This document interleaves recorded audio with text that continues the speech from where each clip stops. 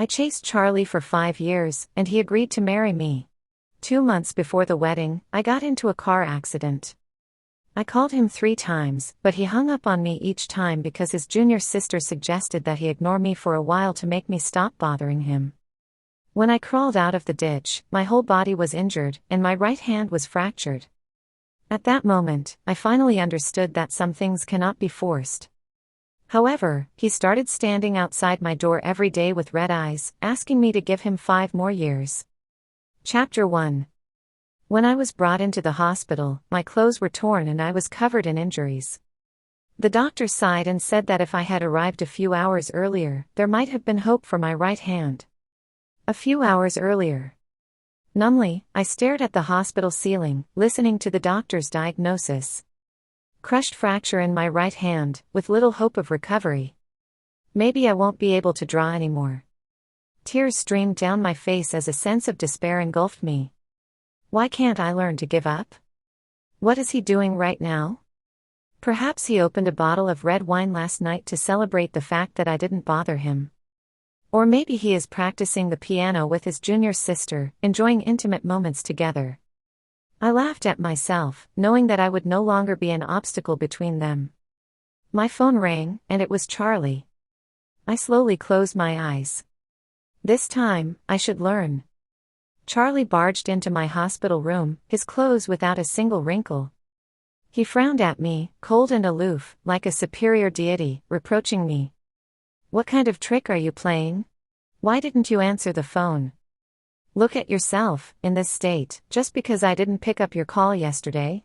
I told you I was busy. Can't you understand? He stabbed my bleeding wounds once again. In that instant, my heart, which had died, cried out in pain once more. He passed judgment on me without even asking a single question. Even though I lay here, battered and injured, I couldn't stir up any emotions in his heart. After all, he was the person I had loved for 5 years. With just a few words, he could evoke all my emotions. I looked at him sorrowfully, unable to find the words. Tears filled my eyes, a plea mixed with grief.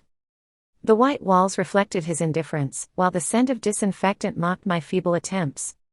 He probably hadn't seen me like this before, feeling a bit uncomfortable. Take good care of your injuries. Remember to participate in the National Art Design Competition next week. I need to go back to training. He added, this piano competition is important to me. Don't disturb me during this time. After saying that, he turned and left without looking back, never once asking about my condition. I watched his hurried figure as he left, feeling a chill run through my body. I couldn't utter a word. This was the boy I had been chasing for 5 years. Tears uncontrollably streamed down my face. I used to naively believe that it was my sincerity and passion that touched him, causing him to turn back. The piano competition was important to him, his junior sister was important to him, his friends were important to him. Then what was I? I once believed that everything would be rewarded, just like my persistence in art. But reality dealt me a heavy blow. Not everything that we hold on to will have a beautiful ending. My genuine feelings meant nothing to him. So why did he promise me? Why did he give me hope again? The sun set, and I curled up in bed, trembling all over as if I had returned to that night. I was trapped alone in the car, unconscious for who knows how long. I despaired, thinking I was going to die. Before losing consciousness, I made a phone call. He was the first person I thought of. But even after being unconscious for a whole night, I didn't receive any rescue. Perhaps I was wrong from the beginning. It was ultimately my insistence, just like my artistic career. Some things are not meant to be. After 5 days of treatment, my body recovered, except for my hand. The doctor suggested that I go abroad for treatment. I smiled bitterly. Where would I get the money? I walked out of the hospital and returned to my rented room, a narrow space filled with paintings. 5 years ago, at the graduation party, I fell in love with him at first sight. Since then, his figure appeared in all my artworks. The room was filled with paintings related to him. It seemed like I had been living in his world all these years, losing myself. Chapter 2. The overwhelming suppression of emotions made me feel suffocated. I looked at the room filled with paintings depicting his figure and screamed out loud, as my emotions burst at that moment. I randomly tore pieces of paper and stomped on them, crazily ripping apart meticulously drawn artworks. The room was a mess, serving as an outlet for my emotions. I sat on the floor and cried out in pain. It was all ruined, everything was ruined. There was one more painting, my favorite one, framed on the wall, but I had overlooked it. It was the painting I made when I first saw Charlie. Trembling, I reached out my hands, wanting to touch it, but it felt as if I was being electrocuted. Tears streamed down my face, and I remained frozen in place. In reality, I'm not as strong as I imagined. 3 days later, Charlie found me at the art exhibition. He angrily questioned me, his eyes seemingly ready to spew fire. Why didn't you participate in the competition? Do you know that you had the best chance of winning? Do you understand how important this competition is? If you want to throw a tantrum, at least consider the occasion. A series of questions struck my already numb heart. In that moment, I had so many things I wanted to ask him, but they condensed into one sentence. Oh, congratulations on winning. Charlie's expression softened slightly. So, you watched the competition. Why didn't I see you that day? You left so early, without waiting for me. I didn't go, I guessed. With his talent, winning the competition would have been a piece of cake for him. I pointed at the paintings all over the room and asked softly, do you find these paintings beautiful? My eyes were filled with pity. This art exhibition was probably the last time I would bring out my past artworks. I quietly watched the crowd passing by, occasionally stopping in front of a painting, admiring the artist's artistry. There was one of my paintings among them. Charlie rubbed his temples and held my hand. Summer, I've been busy the past couple of days and neglected you, but you also know how important this competition is to me. Dress up tonight and accompany me to the gathering. I don't have time. I looked at him calmly. Charlie, let's break up. He laughed, as if he heard a joke. Break up. Then he spoke gently, Summer, be good. After tonight's event, I'll be there for you. I tilted my head and thought for a moment. No, it's not good. We're breaking up. He took a step forward, imagining countless times how he would embrace me gently in his arms and comfort me. But in that moment when he touched me, I pushed him away and let out a fierce scream. The whole room was drawn to my voice. The fragile balance I had maintained was unexpectedly shattered. I crouched down, holding my head, as intense emotions surged through my brain once again: resentment, unwillingness, pain, disappointment, despair. All the efforts and pursuits of my first half of life turned into nothingness in just one night. But I had a chance to be saved, didn't I? If only a few hours earlier, if only he had answered the phone, if only he had patiently listened to me. He froze instantly, standing still in disbelief, not daring to take a step forward. Summer, it's me. What's wrong? He looked lost, like a child, cautiously unaware of what had happened. It took great effort for me to control my emotions. I slowly walked out of the hall, with Charlie following behind. I turned my back to him and said, I want some quiet. Back at home, I sat alone in the studio, sometimes feeling like laughing, and sometimes feeling like crying. I thought I had become indifferent, but upon seeing Charlie, a strong sense of injustice engulfed my entire being. The room was brightly lit. During this time, I slept with the lights on. As soon as darkness fell, involuntary memories of that pitch-black night flooded back. The intense pain surged through my body, and the lifeline I tried to grasp ended up burying my artistic career. Chapter 3. I harbor resentment towards Charlie in my heart, but reason tells me that he has no obligation to save me, and I shouldn't blame him. But I can't control myself. He is my boyfriend, we had plans to get married. Even if he could have given me a few more seconds, allowing me to say something instead of abruptly ending the call because he was busy. Or perhaps that night, he could have called me when he realized I hadn't returned home. I never stayed out all night before. He knew where I went, I told him. I really did tell him. The scattered sheets of paper on the floor seemed to mock my foolishness, and my persistence feels like a joke. When I was young and learning to paint, nobody supported me. I walked alone, and I've gained some fame along the way.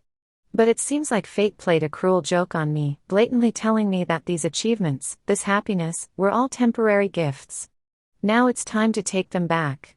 I throw all my art supplies into the trash bin, put my artworks in a bag, ready to throw them away tomorrow. In the middle of the night, I receive a message from a friend. Charlie announced our engagement at the banquet. He probably still doesn't know about my situation. How can someone who can no longer paint participate in a competition? He celebrated his own success at the banquet, while also announcing his engagement, without revealing the name of the bride. Everyone congratulated him, their eyes subtly shifting towards Iris by his side. The perfect couple, so well matched. I lie in my narrow rental apartment, surrounded by brokenness, with absurdity filling the pages. The next day, their names and videos appear on the trending list. Piano prodigy Charlie announces his impending marriage to Iris, the daughter of his teacher.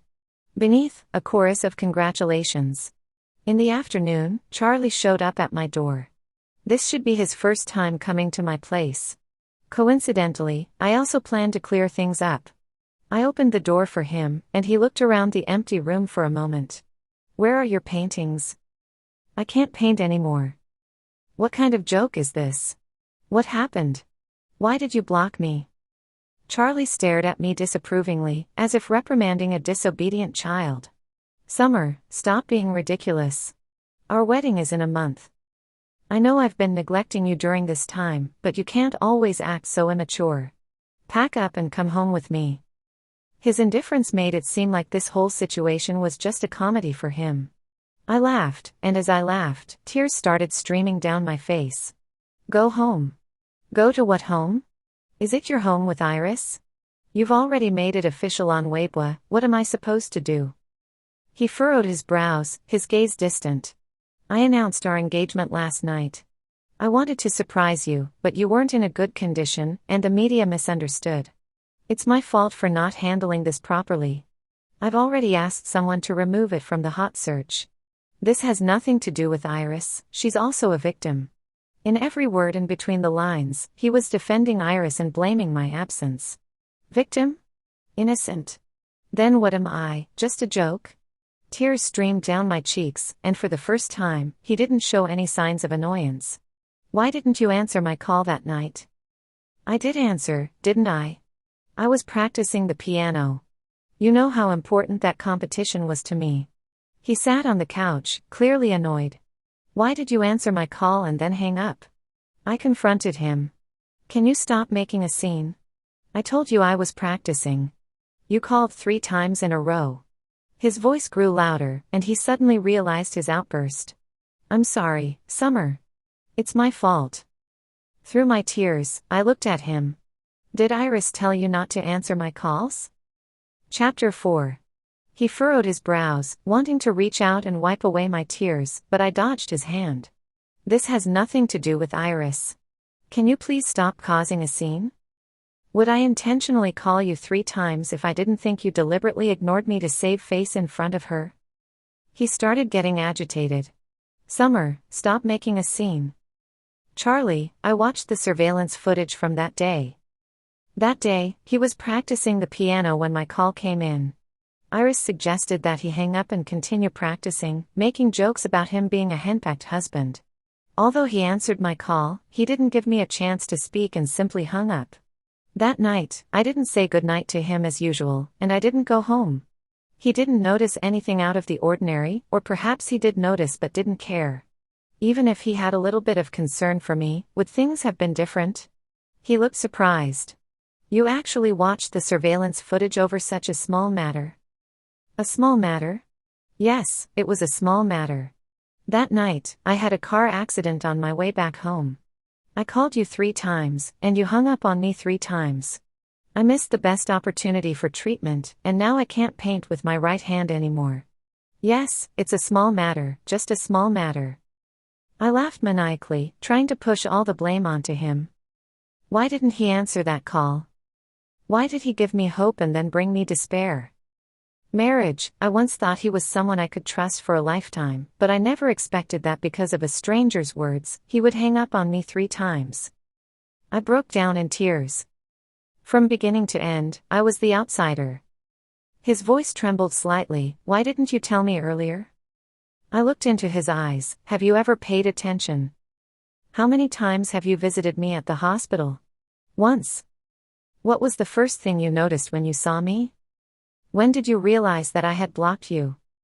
A hint of panic appeared in his eyes, as things spiraled out of his control. It was this morning, right? You didn't notice for the whole week, you never asked me once. A painter who can no longer pick up a brush, a pianist who can no longer play the piano, he knew the importance of hands to us. I flew towards him like a moth to a flame, unaware that it was an abyss that would destroy me. Silence spread between us, bitter tears flowing into my heart. I'll take you to receive the best treatment, there must still be hope. He paused for a moment, reaching out to grab me. There's no hope, Charlie, it's over. I couldn't see a glimmer of hope in the future. I didn't know what life would be like from now on, but the life I had worked so hard for was all in vain. I had countless fantasies about painting, about Charlie, he was even in my paintings. In an instant, everything was destroyed. What do you mean by it's over? He asked anxiously. Everything. Let it all end, I said, closing my eyes in pain. No, our wedding is next month. He rejected it outright. You can replace me with Iris, we have a similar build, she should be more than willing, I said with self-mockery. It's already trending, we can't disappoint the internet users. His face turned pale, as if I had committed an unforgivable crime. It was truly laughable. Wasn't it him who shut me out in the first place? Charlie, I have another question. Why did you agree to marry me? Don't say it's because you love me, my voice was filled with bitterness. He fell silent, and I didn't look up to see his expression. Chapter 5. I still went to his house with him. He said he could cure my hand. He took me to see many renowned doctors, but they all shook their heads. He started to accompany me frequently, discussing wedding details. Gradually, I stopped hoping.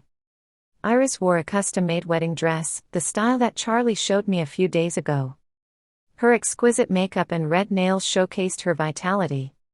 She looked at me with arrogance. Summer, is this wedding dress beautiful? She calmly led me downstairs, walking around the house as if she were the true owner, while I was just an insignificant outsider. The nanny poured us 2 cups of tea. Iris, you and our young master are finally getting married. This wedding dress is so beautiful, personally chosen by the young master, it took a lot of thought. Iris smiled and asked them to leave. Summer, I wanted to talk to you today. She put down her cup and settled comfortably on the couch. Summer, during that time, Charlie was busy training, and I silently stayed by his side. He didn't have time to deal with you, and you were clinging to him. I suggested that he shouldn't answer your calls, after all, it wasn't anything important. I awkwardly laughed, sitting on the couch in my cramped white dress, like a guest. You should know that my father is Charlie's teacher. I can bring support to Charlie. And now, you are just a burden to him. Before, Charlie was more playful, and I didn't say anything. But now that our 2 families are getting married, it would be better for you to leave. I don't want to see you on that day. She had a smile on her face, with elegant demeanor and graceful speech. I had a pale complexion and couldn't refute what she said. Iris, don't worry, I will leave, and please take good care of Charlie, don't let him bother me anymore. Iris's face changed, and she chuckled softly. Leave this place, find somewhere else to live. The car accident that day must have left a deep impression on Summer. Charlie and I have known each other since childhood, you shouldn't compete with me for Charlie. I looked at her in disbelief. Did you do it? She nodded slightly, looking at me contemptuously. What is Summer saying? I don't understand.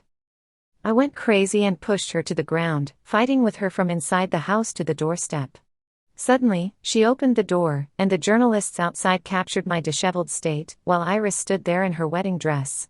Charlie's brother accused me. You shameless woman, why are you still clinging to Charlie? In that moment, I collapsed. I ran away from the scene like a mad person.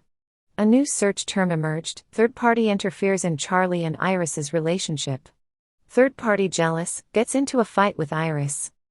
No one believed me, and no one would defend me, not even Charlie. Everyone thought they were a perfect match made in heaven. What am I? I walked on the road, with nowhere to go. When Adam brought me home, I had a high fever. Adam is my senior, and my teacher is currently abroad. He took care of me throughout the night. Summer, why didn't you tell me about such a big incident? I couldn't find you these past few days. He tried to speak to me in a gentle tone, but there was a hint of anger in his voice. I collapsed in his arms and cried, pouring out all the grievances inside me. He comforted me, saying that it's all in the past. For the following period of time, I stayed at his house, and he took care of me meticulously. We didn't mention the past, maintaining a delicate balance between us. Chapter 6. Under his careful care, my emotions gradually stabilized. It felt like going back to the beginning, with him painting in the studio while I quietly read by his side. It was a peaceful time. He cooked different meals for me every day and patiently stayed by my side. I felt like I was slowly coming out of my shell. I don't know how Charlie managed to find me. He sneered at me, "So, you found a new lover so quickly? All my hard work to clean up your mess was for nothing." I panicked and tried to call Adam, but he knocked the phone out of my hand. "Summer, are you too afraid to face me now?" He looked at me angrily, his eyes burning with fire, as if I had betrayed him. Charlie's gaze remained fixed on me. "Summer, our wedding is next week. I've taken care of everything from your past. Now come back with me." His condescending attitude made me feel like a lowly, self-respectless plaything. He expected me to obediently return at his beck and call. I looked at him in despair. He hadn't changed at all, it was my own misjudgment that led to my downfall. He approached step by step, and I retreated, my back against the wall. I humbly knelt on the ground. "Charlie, it's my fault. You are a bigger person, please spare me. I wish you and Iris a lifetime of happiness. I won't disturb you anymore." He looked at me in astonishment. "Summer, what are you saying?"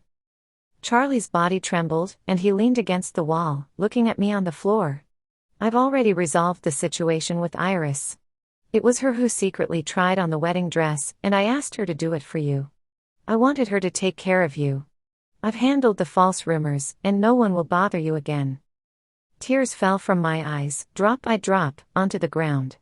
"Charlie, please let me go. It was my momentary foolishness. I've already lost my right hand, I can't paint anymore, I have nothing left. Can't you just leave me alone?" I couldn't believe it. This time it was my hand, what would be next? My life? I'm just an ordinary person who wants to live quietly. Charlie took a step forward, trying to approach me. "Don't come any closer, Iris, she will kill me." He looked at me in confusion, lost in trembling hands revealing his inner turmoil. "What does this have to do with Iris? We're just siblings in our martial arts school." A hint of fear appeared in his expression, realizing that the situation had slipped out of his control. No, the truth is, it had never been within his control. For the first time, I heard him pleading, "Summer, our wedding is next week. I've meticulously planned everything. Please come back with me." Our wedding, our wedding. I had imagined it countless times, but now it had nothing to do with me. I couldn't be willful anymore. I begged him, "Please let me go." He stood frozen in place, unbelievably looking at me, never expecting that I would refuse him. "Summer, what are you saying? You pursued me for 5 years, and now that you have me, you don't want me anymore." His eyes welled up, questioning me as if I were the heartless one. "I can't anymore." I shook my head. "I have nothing left. I don't want to die, Charlie. Is marrying me equivalent to death for you?" He grabbed my arm, his voice sharp. "Yes, no, Iris will kill me. She really will. If you marry her, please spare me." I was already on the verge of a mental breakdown. I hugged myself, hiding in the corner, thinking that this would keep me safe. Chapter 7. Charlie kept pressing closer, and I looked at him in fear, trembling like a helpless kitten. He pulled me tightly into his arms, his voice frantic. "What happened? Tell me what happened." I screamed and fainted. When I woke up, the room was in disarray, and Adam was sitting by my bedside, with a few injuries on his body. I leave for just a moment, and something this big happens. "Summer, what happened to the skills you used to deal with me?" he said with a bitter smile. I smiled bitterly back. Adam, I envy my past self too. So bold and fearless. But people change. I'm afraid of death. I'm just an ordinary person. He embraced me, comforting me softly. Don't worry. I've already investigated. I won't let the person who harmed you get away with it. In his embrace, I found a tranquility, a calmness that I had never experienced before. When I was with him, I felt more at ease than ever before. No disturbances from the outside world. We were like a real couple. But happiness is always fleeting. 2 days later, Charlie came knocking on the door again. Adam stood in front of me. Isn't your wedding in 2 days? Brother, let me congratulate you in advance. What are you here for? My bride is with you. How can I have a wedding by myself? Charlie looked at me affectionately. Say what you need to say. You two need closure. Adam stepped aside. But if you dare to hurt her again, you'll have to deal with me, Adam warned. Charlie placed a gift box on the ground and knelt down. Summer, I was wrong before. I neglected you. But you can't just sentence me to death like this. I missed one phone call. You pursued me for 5 years, now let me pursue you. Give me a chance. Summer, I'll be waiting for you at the wedding venue. If you don't come, I won't get married. I've decided on you for the rest of my life.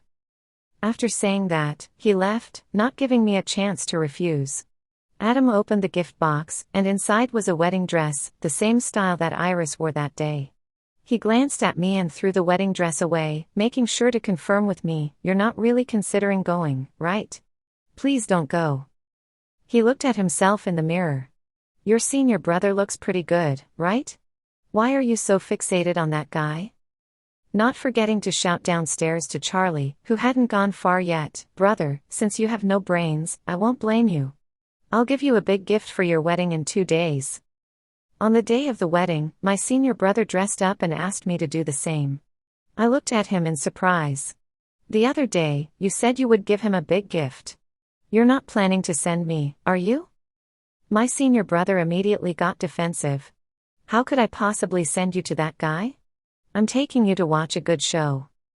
The thing I asked you to investigate has made progress. I found evidence. Trust your senior brother, my dear. Under his persuasion, I was successfully persuaded to go out with him. He drove me to Charlie's wedding, and I began to feel more and more like I had been deceived. At the wedding venue, Charlie and Iris' names were displayed, along with their photos. I felt nauseous. Adam asked me to wait a little longer, saying he had a big gift for me. What kind of gift? To watch their wedding? The guests had already entered, and there were several reporters outside. Iris, wearing a wedding dress, slowly stepped out of the car, still in the same style as that day. Iris' father and Charlie's parents were all present. Charlie stood at the wedding venue, anxiously waiting for the bride's arrival. The wedding march began, and the audience below offered their sincere blessings. Chapter 8. Until Charlie saw Iris' face under the veil, his expression changed drastically. His parents glared at him threateningly, and Charlie's father quietly reminded him not to embarrass everyone present. Charlie's face turned pale, and the audience below noticed something was off with the groom. He stood on the stage like a puppet on strings, mechanically staring at Iris with cold eyes. Iris looked at him with a shy expression. Even though this man in front of her didn't love her, at least she had him, and she had plenty of time in the future. Adam stepped out of the car and waved at Charlie. Charlie looked at him and quickly realized I was also nearby. He abandoned Iris standing on the stage, snatched the microphone from the host, and shouted at me. Summer, I love you. Give me another chance, marry me. In an instant, everyone's gaze turned towards us. Charlie dropped the microphone and ran towards me. Charlie. Iris' father stood up, looking disappointed at his most promising student. Charlie's parents called out to him as well. Charlie, what are you doing? This is your wedding with Iris. Charlie slowly stopped in his tracks, while his mother followed behind with an apologetic smile to everyone. I silently watched him through the car window. He couldn't see me, but he could feel that I must be there. Adam gently said to Charlie. You coward, you're not worthy of Summer's efforts. Adam took my hand and walked confidently towards the wedding venue. Charlie's father's expression instantly changed. "Sir, you're not welcome here." "It's all right, we're not here to attend the wedding," Adam responded with a smile. The reporters immediately aimed their cameras at me. I felt a bit scared and leaned closer to Adam. A recording started playing on the wedding big screen. "I've found out everything. Tonight, Summer will take that road back to her grandmother's house. It's a difficult path through the mountain valley. I've installed a tracker in her car. You wait on that road and take care of her for me. Iris, don't worry. We're professionals.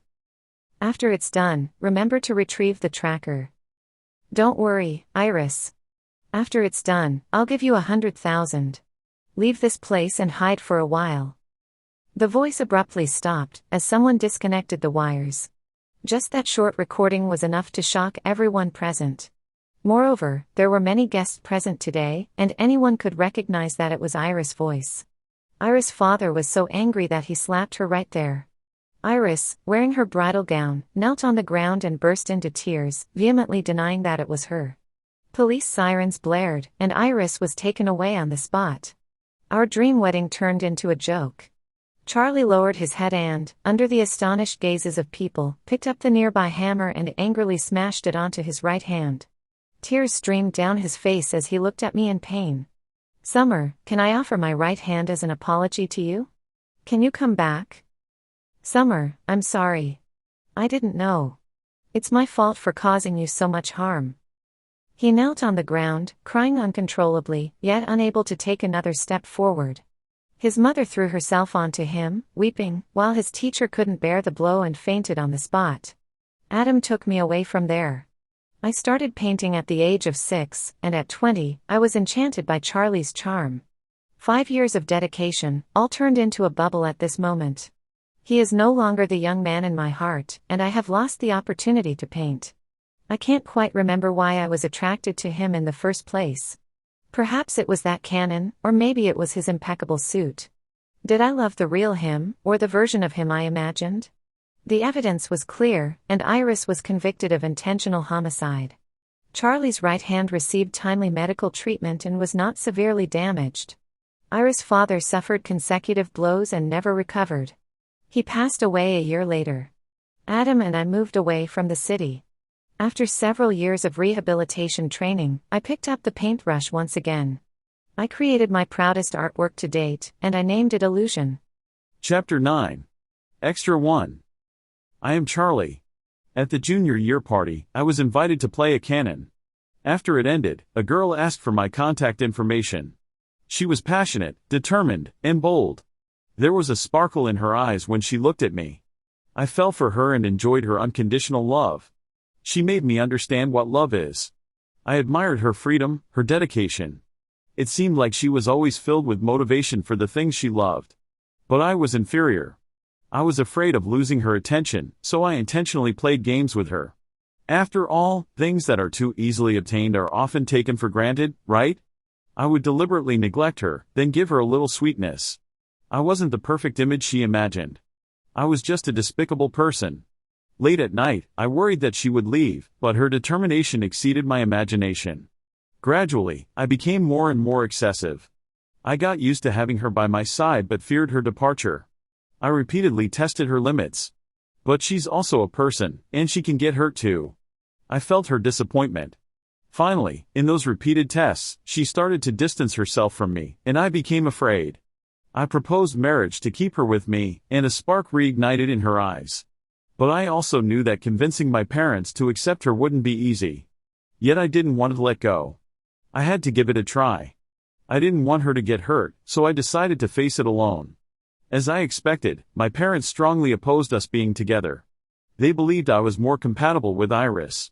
But is what they think truly what's best for me? For the first time, I rebelled against my parents. Eventually, they compromised, saying that if I won the next piano competition, they would accept her. I practiced relentlessly, and Iris came to the piano room. I watched her cautiously.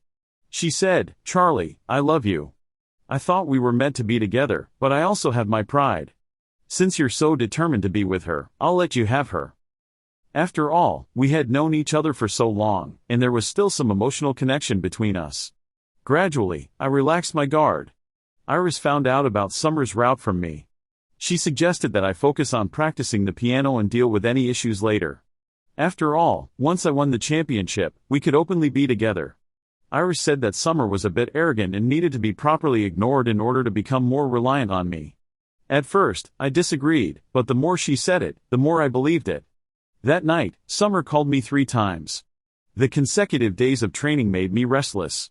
Iris was right there, smiling at me, standing by my side, as if confirming her words. For the first time, I told Summer that I was busy and hung up the phone. The second time, I told her not to bother me. The third time, I didn't answer the call. Later, I heard that Summer went to the hospital. Iris told me that it wasn't anything serious, so I took a quick look at the hospital. She seemed down, but I was under a lot of pressure too. I asked Iris to bring her some things for me.